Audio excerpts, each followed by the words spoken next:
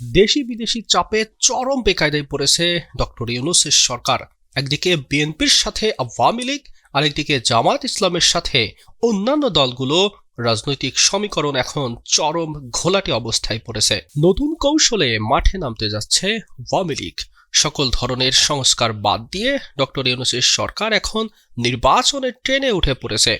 কিসের চাপে ডক্টর ইউনূস হঠাৎ করে একটি সিদ্ধান্ত নিচ্ছেন, আবারও সেই সিদ্ধান্ত থেকে সরে আসছেন?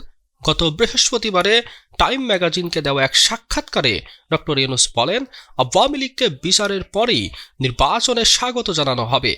কিন্তু আজারবাইজানে জলবায়ু সম্মেলনে তিনি বলেছিলেন, বিএনপি যেহেতু আওয়ামী লীগকে নিষিদ্ধ করতে চায় না এবং নির্বাচনে অংশগ্রহণ করাতে চাচ্ছে, সেক্ষেত্রে আওয়ামী লীগ আবারও নির্বাচনে অংশগ্রহণ করবে। হঠাৎ করে কেন এমন সিদ্ধান্ত পরিবর্তন করছেন ডক্টর ইউনূস? এদিকে কোনো ভুল করে থাকলে জাতির কাছে ক্ষমা চাইতে প্রস্তুত আওয়ামী লীগ, এমন ঘোষণা দিয়েছে আওয়ামী লীগের একটি ফেসবুক পেজ থেকে। সে সাথে গণতন্ত্র রক্ষায় আসছে আওয়ামী লীগের নতুন কর্মসূচি। দেশ জুড়ে যখন নির্বাচন নিয়ে আলোচনা, তখন এদেশের একটি বেসরকারি টেলিভিশনকে এমনটাই জানিয়েছেন দলটির সাধারণ সম্পাদক আফম বাহাউদ্দিন নাসিম। তবে আবারও মাঠে নামছে আওয়ামী লীগ, নাকি আগামী নির্বাচনে অংশ নিতে নতুন কোনো কৌশল আঁটছেন শেখ হাসিনা? গণহত্যার দায়ে শেখ হাসিনা সহ আওয়ামী লীগের শীর্ষ নেতাদের বিরুদ্ধে একটি মামলার বিচার প্রক্রিয়া শুরু হয়ে গেছে। এমন পরিস্থিতিতে তলানিতে গিয়ে ঠেকেছে দলটির সাংগঠনিক কার্যক্রম। তবে এত কিছুর পরেও এখন পর্যন্ত দলটির পক্ষ থেকে কোনো অনুশোচনা বা কোনো ক্ষমা চাইতে দেখা যায়নি।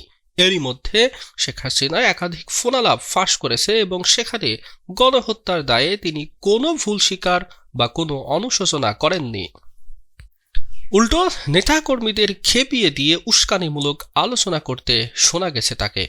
এমন পরিস্থিতিতে চারিদিকে আলোচনা, নেতৃত্ব শূন্য আওয়ামী লীগ কি তাহলে আগামী নির্বাচনে অংশ নিতে পারবে? রাজনীতির প্রশ্নে অনেকে বলছেন দলটির ভূমিকার জন্য জাতির কাছে ক্ষমা চাওয়া উচিত। এর প্রেক্ষিতে আত্মগোপনে আওয়ামী লীগের যুগ্ম সাধারণ সম্পাদক একটি বেসরকারি টেলিভিশনের সঙ্গে টেলিফোনে কথা বলেছেন। সেখানে তিনি বলেন, ভুল করে থাকলে আওয়ামী লীগ জাতির কাছে ক্ষমা চাইতে প্রস্তুত। 21 নভেম্বর আওয়ামী লীগের ভেরিফাইড ফেসবুক পেজে সেটি শেয়ারও করেছেন তিনি।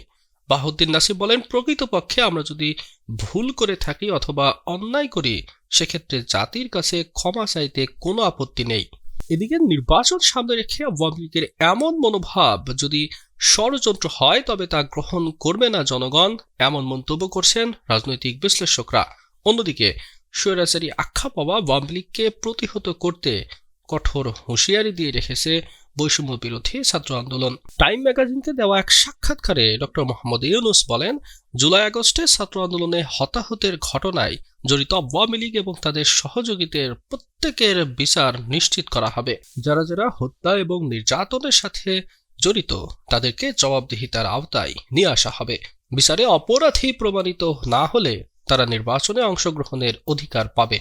তবে যারা অপরাধী নয়, তারা নির্বাচনে অংশগ্রহণের জন্য অন্যদের মতোই স্বাধীন থাকবে। তাদের বিরুদ্ধে রাজনৈতিক ভিত্তিতে লড়াই করবে ডক্টর ইউনূসের সরকার।